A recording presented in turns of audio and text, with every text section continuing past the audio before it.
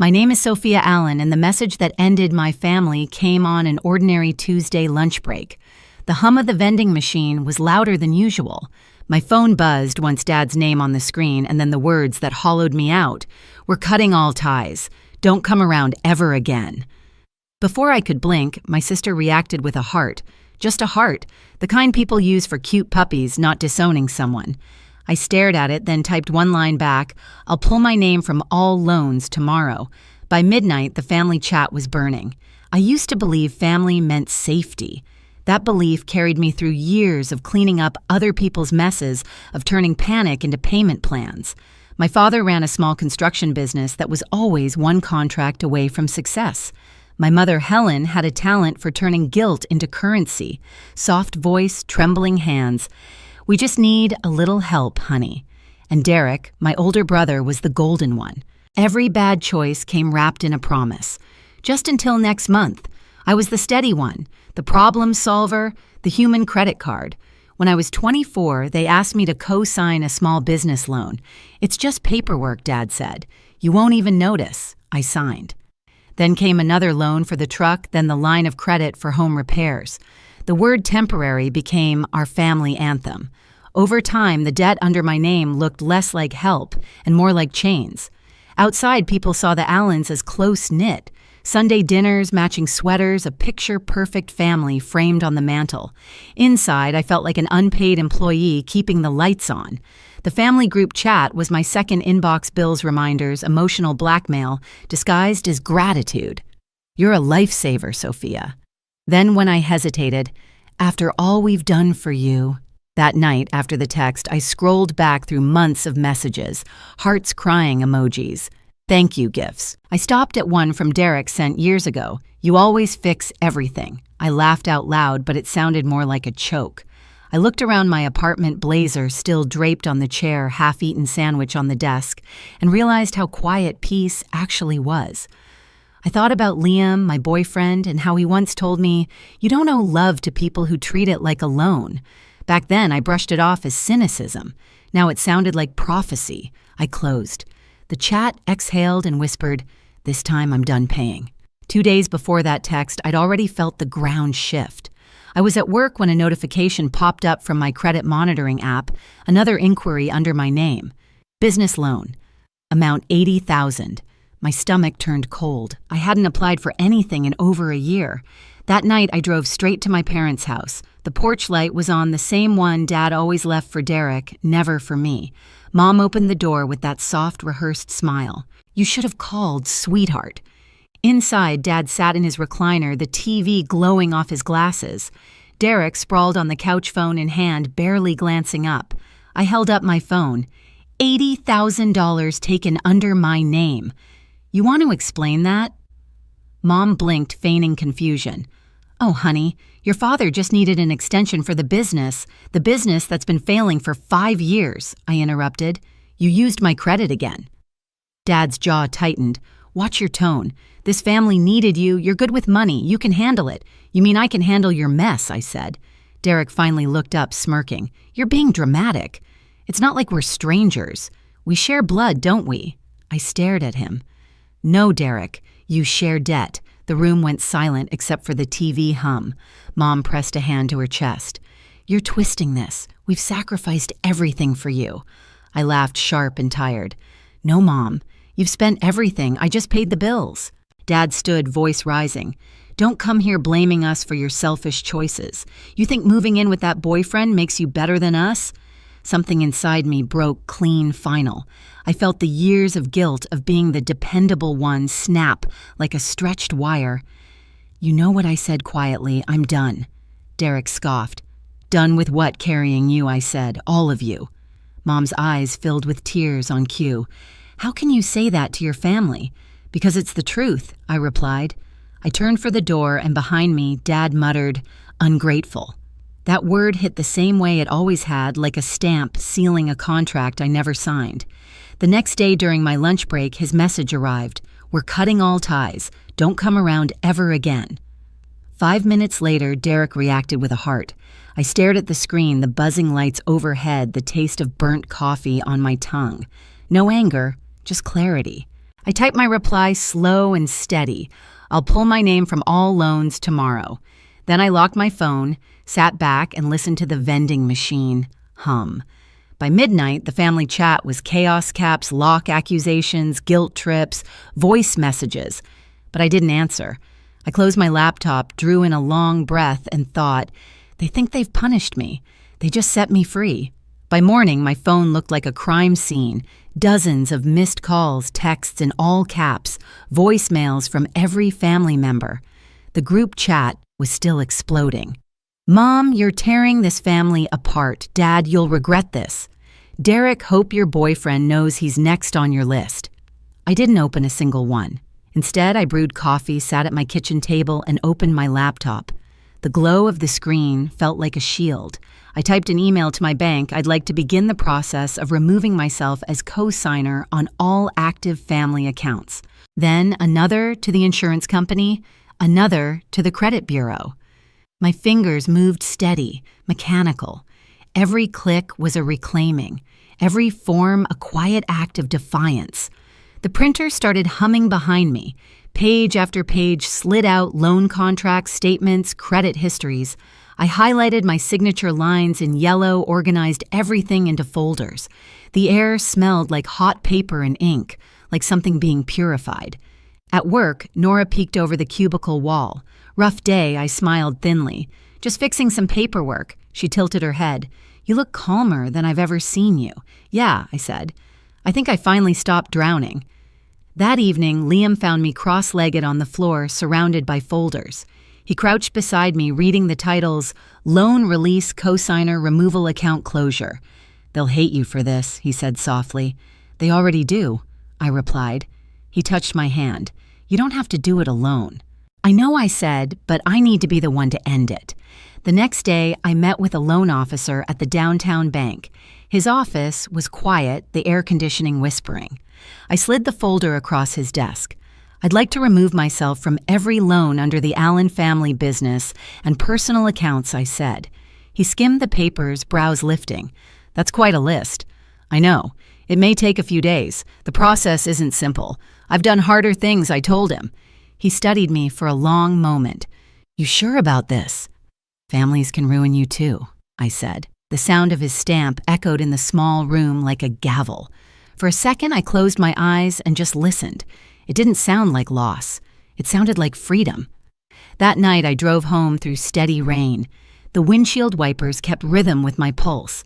My phone buzzed in the passenger seat, Mom again, then Dad, then Derek. I turned the phone face down and let it ring. When I pulled into my parking lot, the city lights reflected off the wet pavement like broken glass. I sat there for a while, engine ticking, thinking about every version of myself that had said yes when she wanted to say no. Inside the apartment smelled like coffee and wet asphalt. I dropped the folders on the counter, poured a glass of water, and felt the smallest flicker of peace. The texts were still coming in, but they no longer sounded like authority. They sounded like panic. And for the first time, I realized chaos was just the sound of them losing control. 3 days later, they stopped pretending to be victims and started showing up. It was Saturday morning. Rain had just broken, leaving the air damp and silver. I'd been on the balcony with a cup of coffee when the buzzer sounded 2 short rings.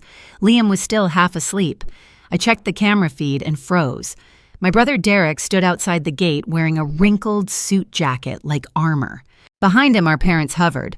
Mom held a folder. Dad's jaw was locked so tight the vein on his temple pulsed. I opened the door only halfway. You shouldn't be here. Derek smiled like a salesman. We just want to talk soft. Don't be dramatic. Dramatic, I repeated. You forged my name on an $80,000 loan. Dad's tone snapped. Watch your mouth. You're still our daughter. Funny I said you didn't sound so sure when you texted me to never come back. Mom stepped forward, voice trembling just enough to sound practiced. Honey, your father was angry. We all were. Families fight. But this, she held up the folder, this isn't how we fix things. Liam appeared beside me, quiet, solid. You need to leave, he said evenly. Dad ignored him, eyes locked on me. You think cutting ties makes you strong? You're destroying us, Sofia. The business is collapsing. We can't refinance without you. My chest tightened, but not from guilt, just from the weight of déjà vu. I'd heard these lines before word for word. Then maybe I said you should have learned to stand without my credit. Derek's calm facade cracked. You think you're better than us? Because you have a job. Because you date someone with money. Liam's voice stayed even. You're crossing a line. Stay out of this. Derek snapped. I turned fully toward him. You don't get to lecture me about lines. You crossed every one when you used me to keep your life afloat. He laughed ugly and desperate. Oh, please. You loved being the hero. Don't pretend you didn't enjoy the praise. That one landed. Because once he'd been right. Once I had loved being the dependable one, the one who fixed things. I'd built my worth around being needed. But that love had rotted into resentment. I looked him dead in the eye. You're right, Derek. I did like saving you. But heroes stop showing up when they realize the people they're saving are the villains. His smirk faltered. Mom inhaled sharply. Dad's voice came low, dangerous. This isn't over. You'll regret humiliating your family. I felt my pulse steady. The only thing I regret, I said, is not walking away sooner. Liam reached for my hand, and together we closed the door. The sound of it clicking shut felt heavier than any slam. Outside, someone pounded once, then silence. For hours, the house stayed quiet. Then the emails started.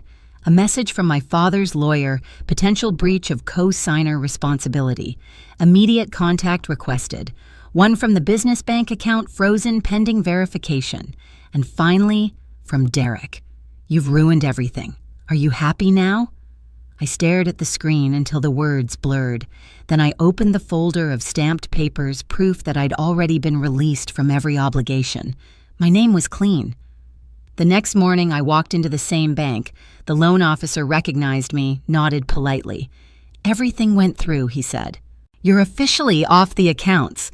I smiled for the first time in weeks. Thank you.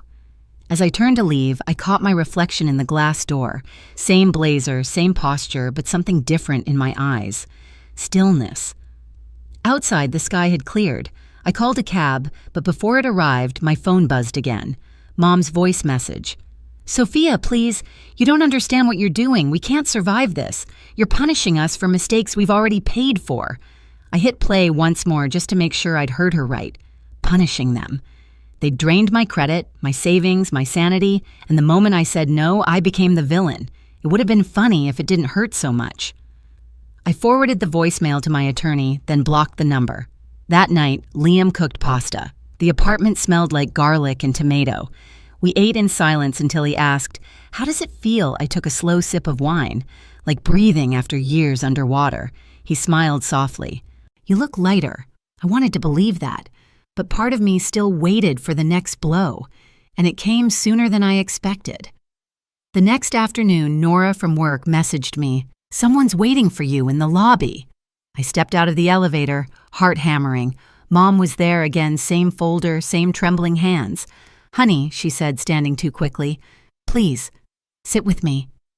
"I'm at work," I replied. "It'll take a minute." She opened the folder copies of the same documents I'd signed. "We spoke to a lawyer. He said you might still be liable. There are loopholes, but if you cooperate, we can fix it." I stared at her. "You went through my personal files," she hesitated. "We kept copies when you lived at home, just in case." The world tilted. "That's not just invasive," I said. "It's illegal." Her face hardened. "Don't be dramatic, Sophia. You're making this harder than it needs to be." I laughed sharp. "You mean harder than you need it to be?" I stood up. "We're done here." She reached for my arm. "You can't keep doing this. I already did." I walked away. My hands shook as the elevator doors closed, but my voice in my head stayed steady. They can't touch me anymore. That night I changed every password bank email credit. Every door they'd ever had a key to locked. The following week, silence fell. No calls, no messages, even the group chat died. For a while it felt too quiet, like the pause before a storm. Then the storm arrived. An email from a law firm with a name designed to intimidate Miller and Hastings Legal Group. Subject notice of potential financial obligation. I opened it. Vague language, no details, just enough to scare. I smiled. My attorney had already confirmed everything was finalized. They had nothing left. I replied with one line, "There will be no further contact. Send." That night, Liam and I toasted with cheap wine. To the end of chaos, he said. To the beginning of peace, I answered. For the first time, I believed it. But peace doesn't always announce itself quietly. Sometimes it comes disguised as fallout. A week later, a cousin messaged me on social media, "Hey, your mom's worried about you, says you're struggling." Then a woman from our old church texted, "Saw your dad at the store. He said you're unstable. Everyone's praying for you." I laughed, really laughed. The same people who'd branded me ungrateful were now painting me as broken. I blocked them all. That night, lying beside Liam, I realized something. They couldn't hurt me financially anymore, so they were trying to rewrite the story. But even that failed, because the people who mattered knew the truth. I turned toward him and whispered, "They lost their hold." He brushed his thumb over my cheek. "Then stop looking back." I did. The next morning, sunlight filled the room. My phone buzzed with one final message from an unknown number. "We saw you on the company site. Congratulations on your promotion. We're glad you're doing well." No name. But I knew. I deleted it without opening the photo attached. And that's when I felt it fully, the absence of fear. Not anger, not revenge, just peace. Winter turned to early spring before I noticed the quiet had stopped feeling strange. The mornings came soft and slow the way they're supposed to. I'd wake before my alarm brew coffee and listen to the city waking up, no buzzing phone, no knot in my stomach. My paycheck stretched the whole month for once. It felt foreign, almost guilty, to have money that belonged only to me. Weeks later, I heard through a mutual contact, Aunt Lorraine, the family's self-appointed messenger, that the Allens' house was listed for sale, pre-foreclosure. She texted a link like she was passing gossip, not ruin. I clicked it anyway. Photos of empty rooms, peeling wallpaper, and a for sale sign tilted in their front yard filled the screen. I waited for the guilt to hit. It didn't. What I felt instead was something gentler, quieter, a sort of mourning for the person I used to be, the daughter who thought love meant rescuing people who refused to swim. That evening, Liam found me on the couch, laptop still open to the listing. "They're losing the house," I said. He sat beside me, took the laptop from my hands, closed it. "It's not your job to save what they built on your back." I looked at him. "It's just... that house was everything to them, and nothing to you," he said softly. Later that night, as I brushed my teeth, an old memory surfaced, Dad writing, "You keep us together" on a birthday card when I was 16. Back then, it felt like praise. Now it felt like a warning. Glue doesn't last forever. It cracks when it's stretched too thin. A few days later, an email arrived from my mother. Subject line, "Please read." The tone was almost tender. She wrote that Dad's health was failing, that they just needed a little help to get back on their feet. She ended it with, "You're all we have left." For a moment, I almost replied. The old reflex kicked in, the urge to fix, to heal. But I stopped myself.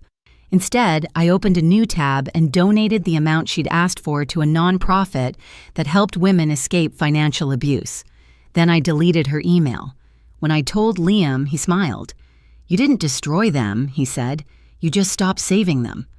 I nodded, breathing in the quiet. And that's the only revenge that lasts. The next weekend, we walked through a park lined with blooming trees. The air smelled like rain and lilac. I watched sunlight spill through the branches, and for the first time in years, I wasn't waiting for the next crisis. I wasn't the glue anymore. I was the break. Spring settled in quietly the way peace does when it stops asking permission. The windows in our new apartment stayed open most days. The smell of coffee and rain mixed with the hum of traffic below. Liam cooked breakfast while I answered work emails from the balcony's sunlight on my hands. It wasn't extravagant, but it was hours paid for with no guilt attached. Sometimes I'd catch myself listening for the sound of my phone, expecting the old chime of crisis. It never came. And that silence, the one that used to scare me, had become proof that I'd finally broken the pattern. One night, as the city lights blinked like soft stars, Liam asked, "Do you ever miss them?" I thought for a long moment. I miss who I tried to be for them, but I don't miss them. He smiled. "Then you're free."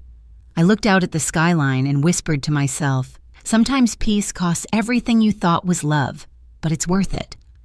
If you've ever had to walk away from the people who kept you small just to feel whole again, you're not alone. Share your story below. And hit subscribe so you don't miss the next story that reminds you sometimes the quietest revenge is finally living well.